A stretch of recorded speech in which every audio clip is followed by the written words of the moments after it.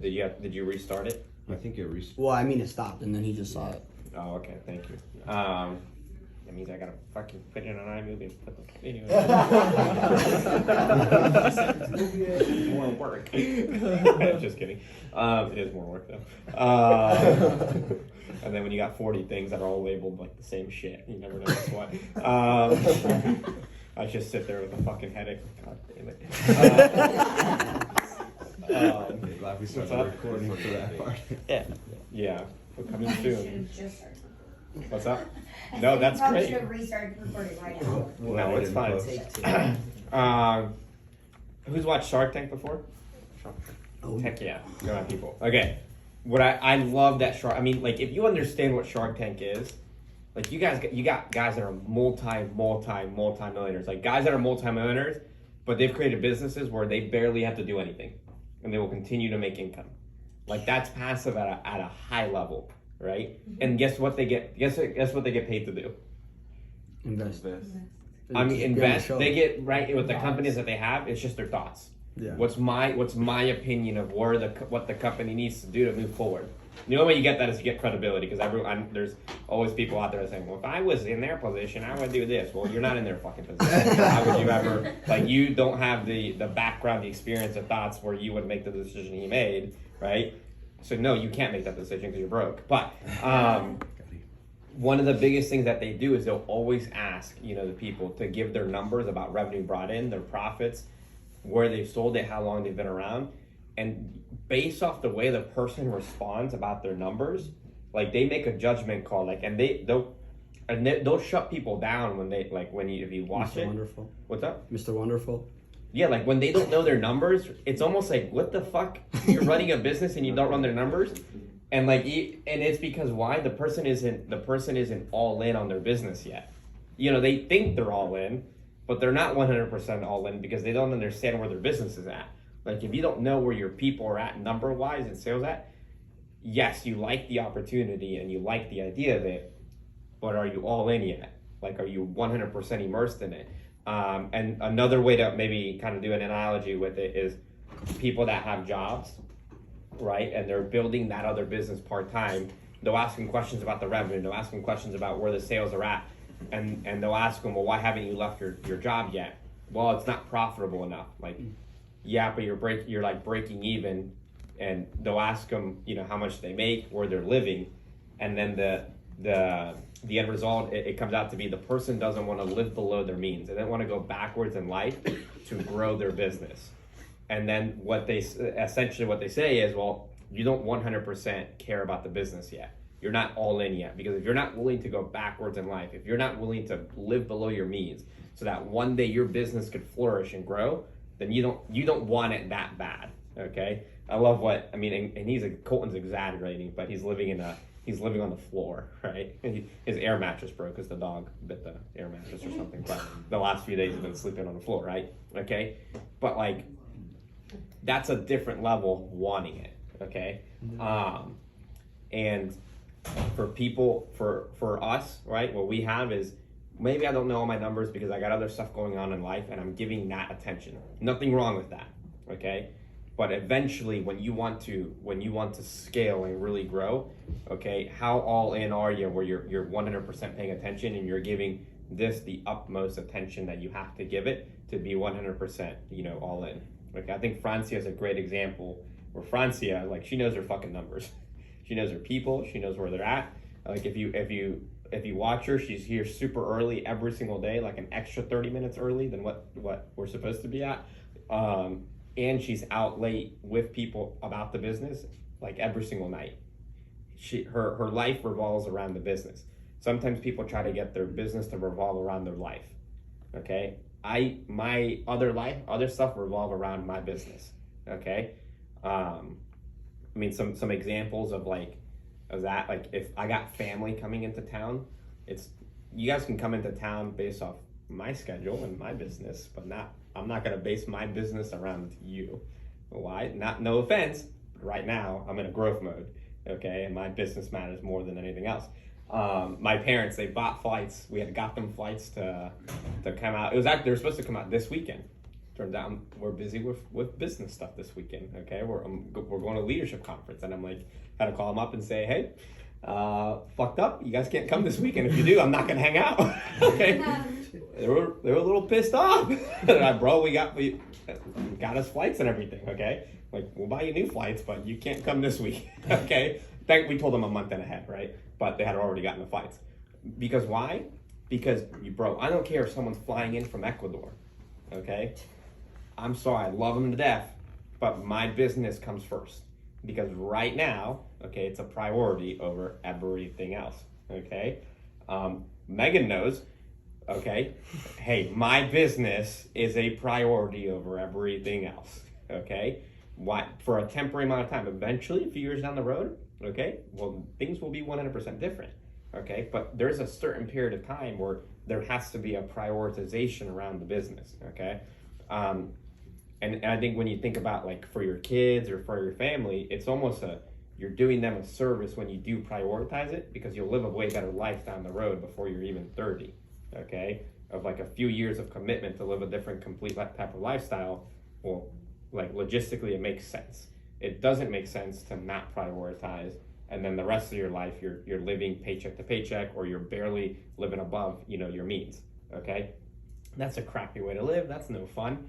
Okay, so learn how to prioritize it now, and learn how to be all in. And I think that starts with when you guys have a little bit of a crew, 1 or 2 people on your team, or maybe no one on your team and you're level 2.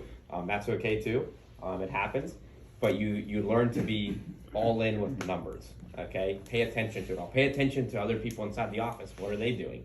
And we have a lot of people, so it's really hard to know everyone's. But like, try to know some of the top level 2s. Try to know where some of the other teams are at, right? Ask people, hey, what did your crew get today? What did your crew get yesterday? And you start talking about the business more, okay? And all that does is it gets you in the right state of mind where you're just focused on the right things, okay? Make sense? Mm-hmm. Yes, sir. Cool. Anything you guys want to say? Can I ask a question? Yes, sir. Or any questions?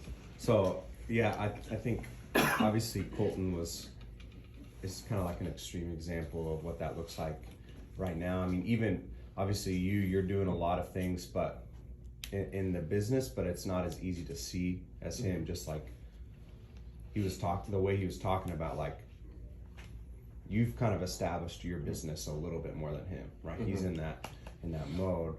What are some steps that you can take? Because obviously, like Colton and you don't just wake up one day and it's like, boom, I'm all in. Mm-hmm. It's little steps along the way. So what are some, maybe in your experience or what you've seen, like Colton or McSpadden, because I think they're kind of in a similar mindset too. You mm-hmm. talked about it last night. What are some little things that kind of get you along that path to being that like kind of psychotic, like I'm doing whatever it takes, yeah. Little things that get you along there. That's a great question. That's an awesome question. I freaking love it. Who does a sales board right now, or who has been given access to do a sales board? Okay, a good amount of people. Look, I'm so fanatical about people doing that because it gets you more engaged, right? It gets you to pay attention to the numbers more than anything, and that's just one thing. But even for like newer owners, like Myra and Sean just went out, and they're like the first promotion that we've seen that has an admin, and they're trying to because it's Sean's wife, right? And she's a recruiter, so by default she's an admin, and they're paying her to do administrative stuff, and they were getting her to do stuff, and like I don't know what it was about. I'm like, fucking quit! Don't have her do shit for you. You guys are a brand new business, a brand new baby business. You need to do your dang sales board, okay? Why? Because I know the level of engagement you have when you're not doing it becomes way less, okay? You start to, and I've had this conversation with them, a few other owners, like, hey, I miss doing the sales board because I know when I do the sales board, I'm actually more engaged, okay? But I know my focus is maybe on other stuff where maybe it's an excuse, maybe it's not, I don't know, okay? But where it doesn't always 100% make sense for me to do the sales board. But like I know when someone else is doing it, it takes away from the individual being engaged. I didn't give away the sales board. How long? For a while until Megan came. Even after Megan, I felt like you're right. Then when Megan came, so almost 2 years in, right?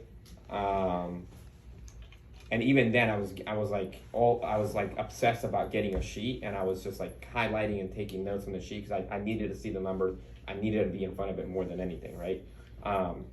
So I told them like, hey, you guys need to be the one that does the sales board. You need to wake up 30 minutes early. I don't care. Get in the office and do your dang sales board, or do it at night. That way you have the numbers over anyone.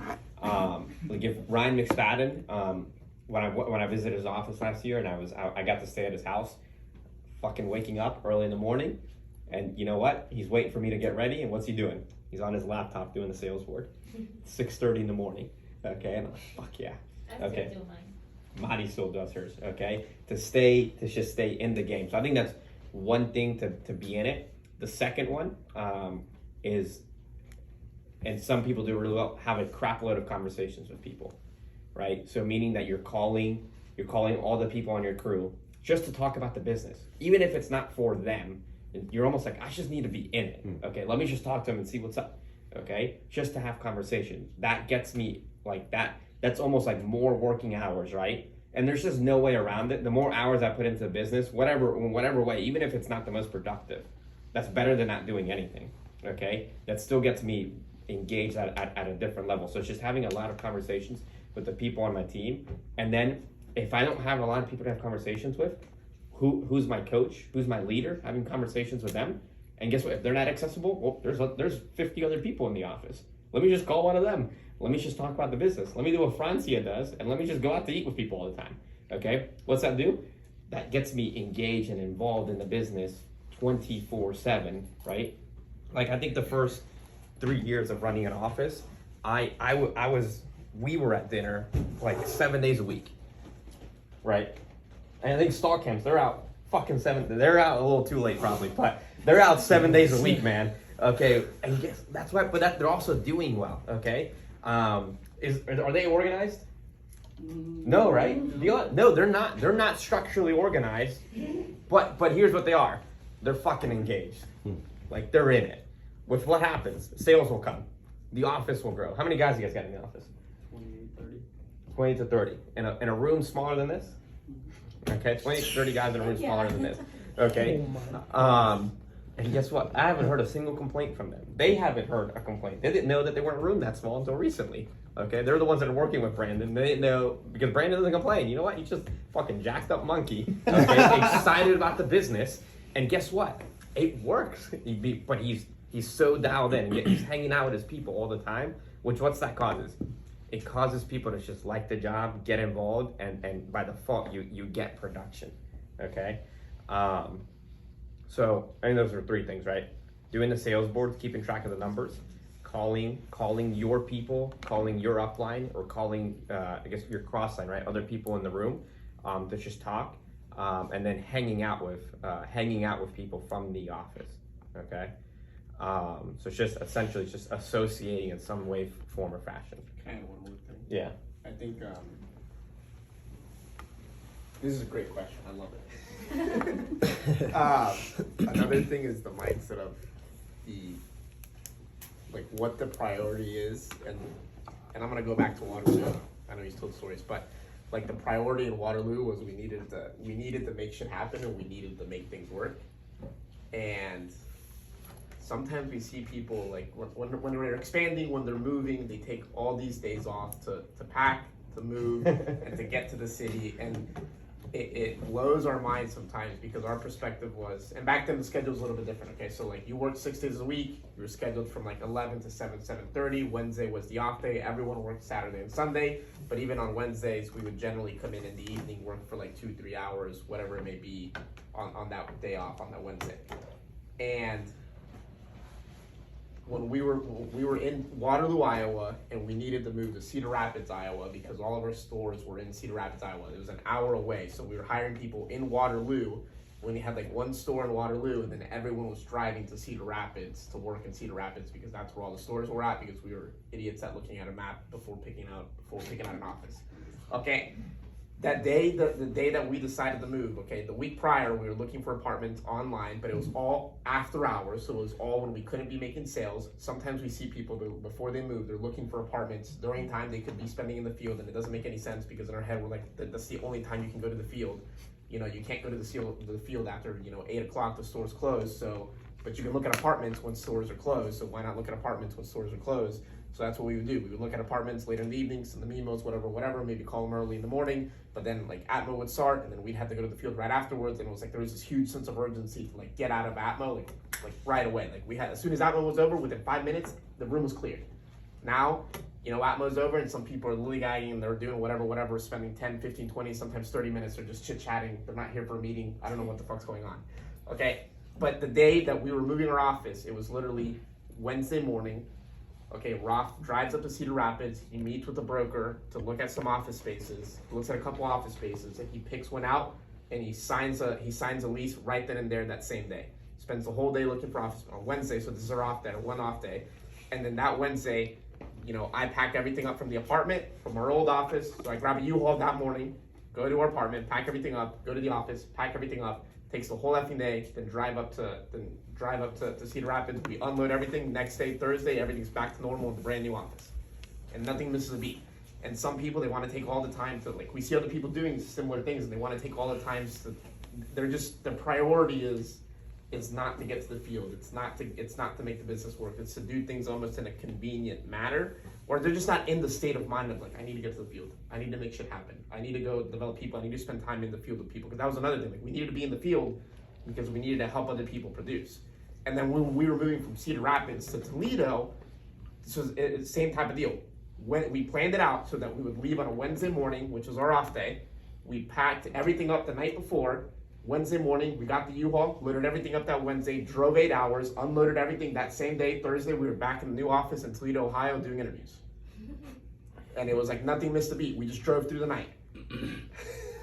Okay? But it's like that level of mentality. It was like my only option, like my job is to go to the field, train people, come in the next day, do interviews, Atmo, train people, go to the field. Like nothing else is an option. So if I have to move, okay, well, how am I going to do that within the hours where I'm not working? If I have to go do whatever it may be, visit a family member, do something, whatever, how am I going to fit that in outside of my schedule where I have to work, where I have to spend time with people, where I have to do Atmo, where I have to do whatever it may be? And I think sometimes people just let other things be an option. Like in Colton's head, his option is that he's got to have his outside deals succeed. So how's he got to do that? He's got to be at 2 places at once. He's got to live in 2 different cities. That wouldn't cross someone's mind if they had an option to not do as well in certain areas. But in Colton's head, his only option is to make shit work. In Colton's head, his only option is to make his outside deals succeed, and that's why it came to his mind. It's like, well, I can just commute back and forth. It's just a couple hours. Who cares? But I think when you're in that mentality where it's like, this is my only option. It's the whole burn your boats mentality, where you burn your boats, and the only way that you're coming back, okay, after the war is if you come back on the other enemy's ships. That's the only way that you're coming back. So you got to win the war, and you got to take their ships, and that's how you're getting back home. That's kind of the whole burn your boats type of mentality. But I think if somehow you can get into that state of mind, and the way he talked about it is kind of how you do it. But I think that was kind of the state of mind that we were in, where our only option was to make shit work. Our only option was, how are we gonna figure this out? How are we gonna get to the field? How are we gonna spend time with people? How are we gonna make sure that an Atmo is being ran? And it was like, we were just religious about it. Like if it was just Ralph and I and Atmo, guess what? The 2 of us would be going, how's everybody doing? And we'd be clapping, and then we would pitch, and it would be him and I. It was in Toledo. We got to Toledo, Ohio, and in Waterloo. It was just him and I for 30 fucking minutes, just pitching. And right at 12 o'clock is when we would start the Atmo. And we'd give each other a fist pump for high rolling the day before we get to But like in our head, it wasn't an option to, well, let's just not do Atmo. Well, let's just trim it down. Let's just not do an impact. And some people do that. That's an option. But in our head, that just wasn't an option.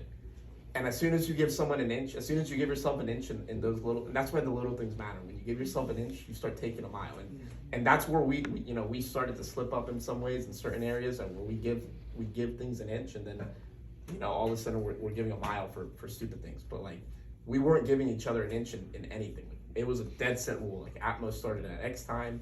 We had to pitch for those 30 effing minutes, and we had to be in there. And it was back then, we were always in Atmo no matter how many reps we had. It didn't matter what was going on, like, we were in Atmo pitching. But anyway, that was just, I think that was just the mentality. It's like, we didn't have an option but to make shit work. Like, that, the business was the priority. I think when you get in that mindset, that's when you start coming up with crazy things like Colton's doing.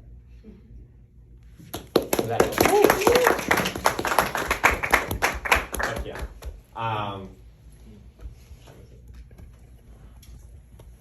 Dang it, I hung up on her. That's okay. The last thing, I've had this conversation with a couple people recently is being tired. Okay, who likes to sleep? Okay, being tired. Okay, is never an excuse to not do things. I heard that how do I explain it? Like, it's okay to run on low sleep. Like, you're not gonna, no one has ever, okay, maybe people have, there's like streams, right? No one in our business or in building an entrepreneur business, right, is going to die from lack of sleep. It blows my mind how people make decisions based around, well, I'm tired, I wanna get some sleep. Like, bro, what the fuck? I'll stay up till 11, 12, 1 o'clock at night, every night, fucking talking about the business. I don't care. Like, so what? Next day I got 4 hours of sleep. It'll be okay. I'll just be tired the next day, and I'll still have the work to do. I'll still get it done. I think I was talking about this with Mod and Carlos. Zell was there. How people will make decisions around wanting to sleep. Like, hey, when you're growing, and it's part of building that momentum. Okay, bro, you just need to put some hours in, man. Like, there's just, even if it's not productive, okay, it's just being around it. Okay, being around the other people that are growing. Okay, it just helps build that momentum overall. And if you don't get sleep, like, it's okay. And kind of a backstory. We had just moved to Toledo, right? We weren't doing really well. We were in a crappy office. We had been recruiting for a few weeks, and we weren't growing at all. Carlos and I started driving to Dayton, Ohio, where we're from, to go to some leadership seminars once a week. And we were at one, and it was around 12 in the morning. Okay, we were wrapping up, and I'm a brand new owner. Carlos isn't even an owner; he's just a rep. Okay, like, literally just a rep, like all of us here. Okay, I'm probably not as competent or confident as anyone in this room. Okay, but we were just there, just hanging out, about to leave, and Jacob Klein walks through the room. Okay, and if you guys don't know who Jacob Klein is, he's our national consultant. At that time, like, I had maybe 2 conversations with the guy. I just barely knew him, and I remember just being there like, holy shit, that's Jacob Klein. Like, what's he doing in Dayton? And I called my promoting owner. He wasn't awake, but I remember that they had told me that there was some energy training going on. Energy was just starting off back in the day. I'm like, holy shit, should we talk to him? Okay, we're like, we don't know. And I shot him a text saying, hey, are you at the Hilton Garden Inn? And he calls me. He's like, are you here? And I'm like, yeah, what's up? Okay, and dude, keep it, like, at the time, he was the biggest douchebag in the world. So, like, in my eyes, I thought he was gonna bring me a new one because I'm in Dayton, Ohio, and not in Toledo. Okay, right? But he said, you guys want to grab a bite to eat? And Jacob's like another guy that, like, obsessed with the business, especially at this time. He was just taking over the energy campaign. So he said, you guys want to grab a bite to eat? So we go to freaking Waffle House. We're up there to 2:30 in the morning? Yeah. Like, we were just chit-chatting until 2:30 in the morning with the guy. We had a 2.5 hour drive back home. Drove 2.5 hours back home, 5 o'clock. And who was I talking to about, was it with you guys? I was talking about winning yourself over? Yeah. Mm-hmm. Okay. We get back home, it's 5 a.m. We got interviews starting at 9. We didn't start at 8. Interviews started at 9. We're back, both of us are back in the office for 9 a.m. interviews, okay? Suited up, ready to go. I might have slept in the parking lot, but, like, we were ready to go, okay? 9 a.m. for interviews. And that day I remember it was because the info session, the meetings were on Monday, and I went, and Tuesday was the field, right? Tuesday's not a high day for sales. People flip flop between Tuesday and Wednesdays off. Okay, I think he said Wednesday, but it's Tuesdays and Wednesdays people can flip. And I remember still going to the field right after the APO. Okay, and I remember writing 2 direct TVs, and I remember, and I think he wrote some sales too, and I remember just saying, we're fucking animals, right? Fucking 4 hours of sleep up till 5 in the morning, not even 4 hours of sleep, up till 5 in the morning, getting information, getting knowledge, trying to grow, and still out here writing sales when we don't have to write sales, okay? And here's what you do, because guess what? What's up? I had it right there. You what? He had it We right there. didn't have money. Right, you're right. We didn't have money, so we had to do it. There was no other option, maybe. Okay, I had like $2,000 in the bank. Like, and when you run payroll, 1 week will wipe that out and put you at 0. And you're fucked. Okay. Or one rent payment comes up. Rent comes out at the beginning of the month, so one rent payment just blows your bank account. What was I saying? But I remember just winning. I remember having so much relief and confidence. I don't remember anything that was learned at the meeting. I don't remember anything but one small little conversation from that talk with Jacob. Okay, nothing at all. But you know what?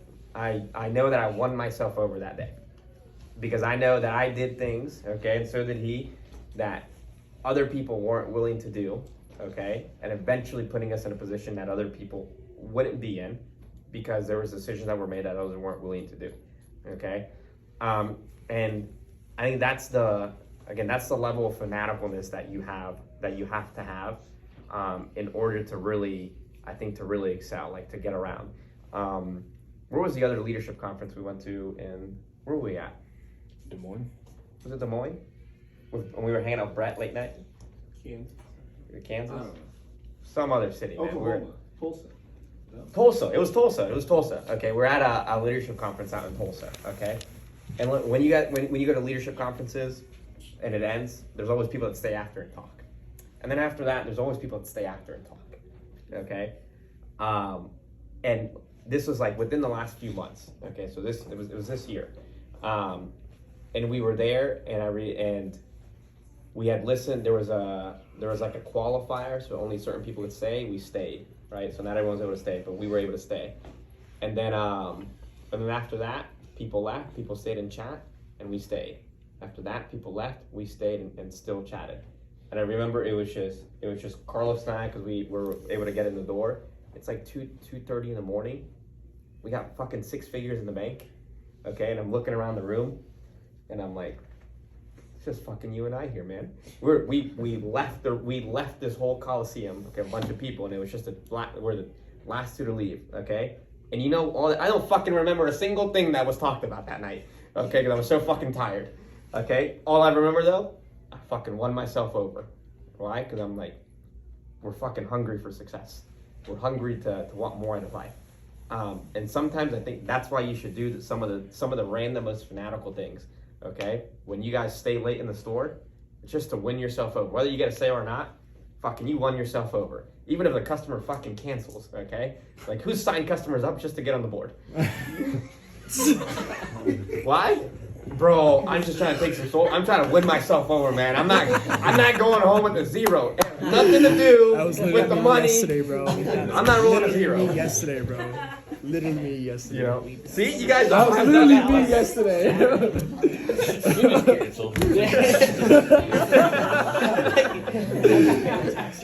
I was not gonna leave with a 0. I got this. Look, you do it for yourself, to win yourself over, and man, I don't know what it is, but you get better from that. You get more confident. You get more confident as an individual, and I think that's just some of the do the craziest shit that people aren't willing to do. Like being at every team night, being at every event. Francia blows my mind. She's at fucking everything. Okay, almost ticks me off because I'm not at everything. All right, but it's a good thing that it ticked me off in a positive way, right? But do things that people aren't willing to do, and I promise you that's why you'll have different options, different type of lifestyle down the road. Heck yeah. Sound good? That's all I got. Sir. Woo!